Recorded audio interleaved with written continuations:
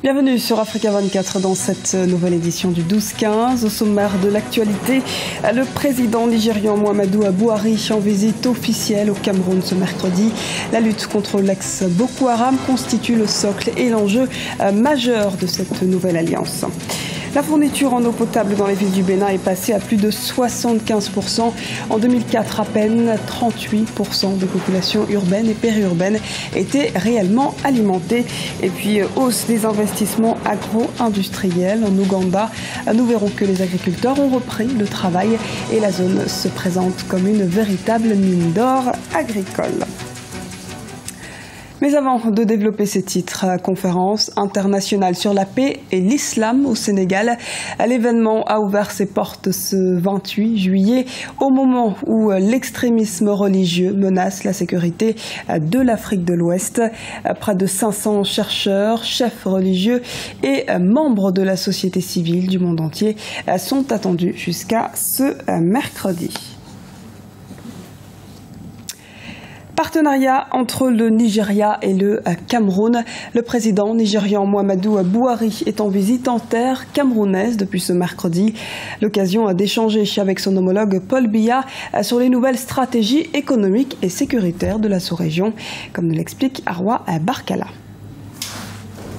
Le président Muhammadu Buhari est en visite depuis ce mercredi 29 juillet au Cameroun.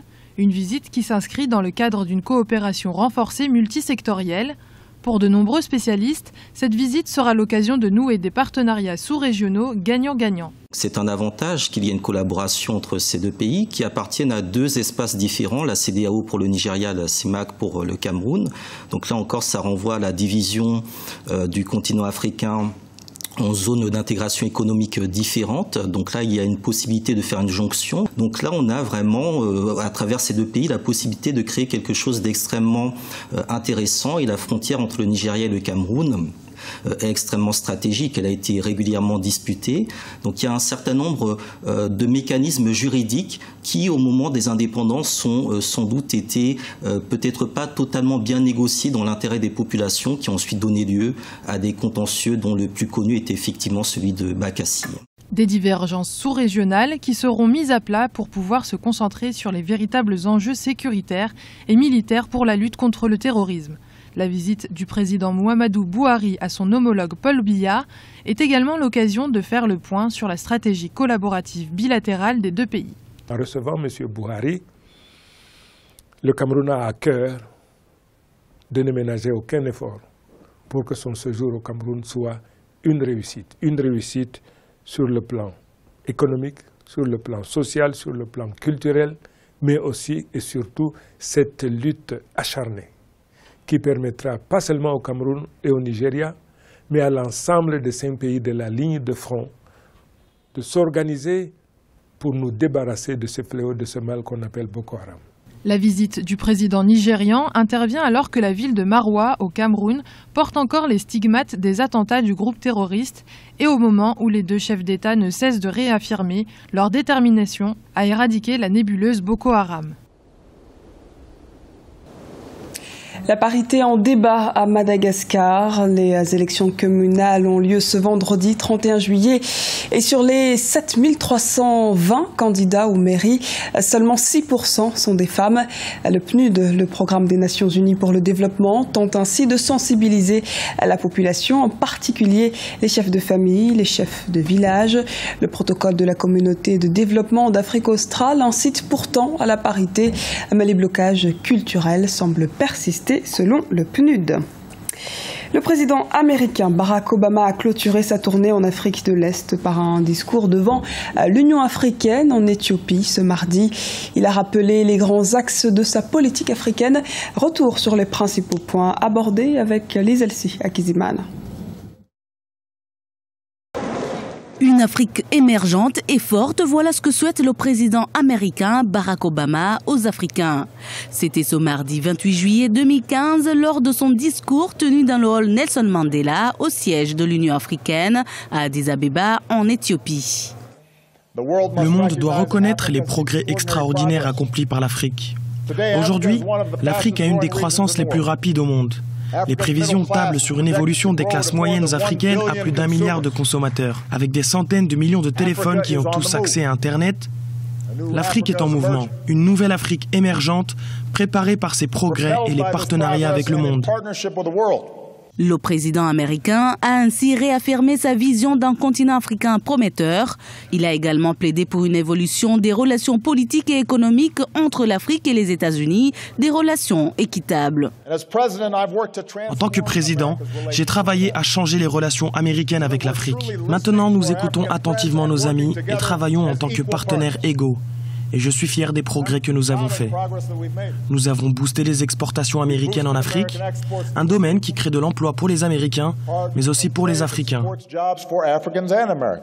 Lors de ce discours aux Africains, le président Barack Obama est revenu sur les piliers d'un développement fiable, la lutte contre la corruption, la nécessité d'avoir une vraie démocratie avec des institutions fortes, l'éducation et la santé pour tous sont autant de pistes évoquées pour construire une Afrique forte, sans oublier la lutte contre le terrorisme.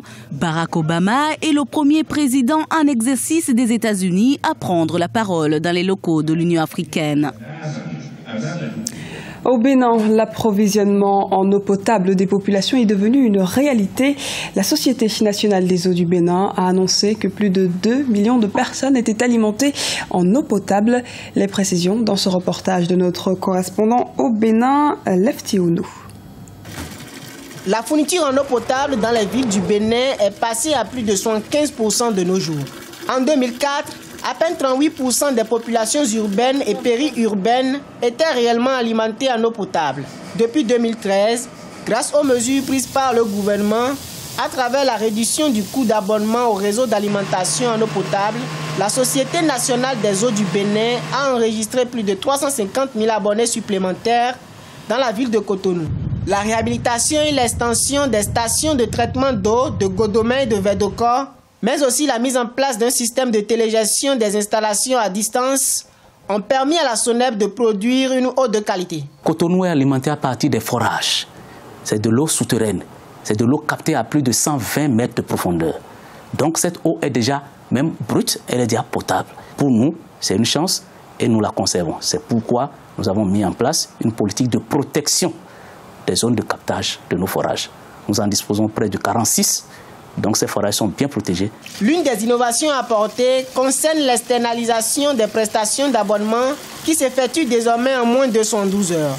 Les atouts naturels et les méthodes modernes de traitement de l'eau lèvent le doute sur sa qualité. Par rapport à tout ce qu'on en fait à la maison, c'est-à-dire que nous pouvons la boire, nous pouvons l'utiliser à la cuisine, nous pouvons l'utiliser pour nous laver, nous pouvons l'utiliser pour laver nos habits.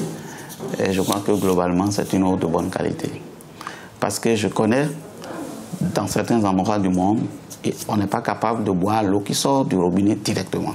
Avec les performances enregistrées ces 2 dernières années, en matière d'approvisionnement en eau potable des populations en milieu urbain et périurbain, le Bénin a déjà atteint l'un des objectifs du millénaire pour le développement. Il espère se retrouver à 82% de fourniture à fin 2015.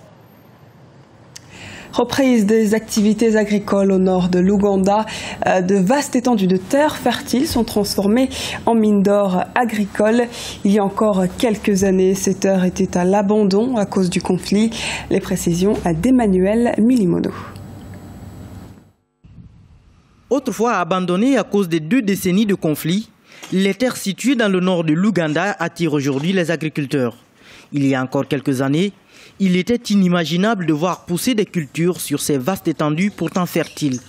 L'insécurité engendrée par plusieurs années de conflit empêchait les agriculteurs de faire un quelconque investissement. David Ojok est l'un des 70 000 agriculteurs de la région. Le rétablissement de la sécurité l'a poussé à investir dans ces terres. Nous étions autrefois traumatisés par la présence de Joseph Kony, mais cela fait longtemps que nous n'entendons plus parler de lui et il n'apparaît plus. Il était le gros problème qui nous empêchait de travailler tranquillement nos terres. Maintenant que nous nous sentons en sécurité, nous pouvons travailler sur nos champs pendant de longues heures, parfois jusqu'au coucher du soleil. Nous avons même pu élargir nos champs afin de produire plus. L'Ouganda a connu 2 décennies de conflit dont l'un des principaux acteurs était Joseph Kony, le chef des rebelles de l'armée de résistance du Seigneur. Depuis son inculpation par la Cour pénale internationale pour crimes de guerre, le chef de la LRA apparaît de moins en moins. Les communautés locales ont lentement regagné leur foyer et travaillent à reconstruire leur vie. Depuis 2003, de grandes entreprises ont investi dans la région et développent l'agro-industrie. Notre projection dans les 5 prochaines années est d'atteindre plus de 100 tonnes métriques parce que le sous-secteur est en pleine expansion. Il y a 2 ans, on ne comptait que 2 moulins dans la région. Mais au moment où nous vous parlons, cette petite ville possède plus de 28 usines. Elle a connu un énorme succès et la population profite bien de cet essor. Outre la production agricole, l'industrie Mukwano souhaite investir jusqu'à 20 millions de dollars dans le raffinage du pétrole, l'emballage et la transformation des aliments pour animaux. La fin du conflit en 2006 a favorisé le retour et l'épanouissement d'environ 2 millions de personnes dans la région. Ce journal a été réalisé par l'ensemble de la rédaction. Nous vous remercions pour votre fidélité. Retrouvez dans un instant une nouvelle édition de l'actualité sur Africa 24.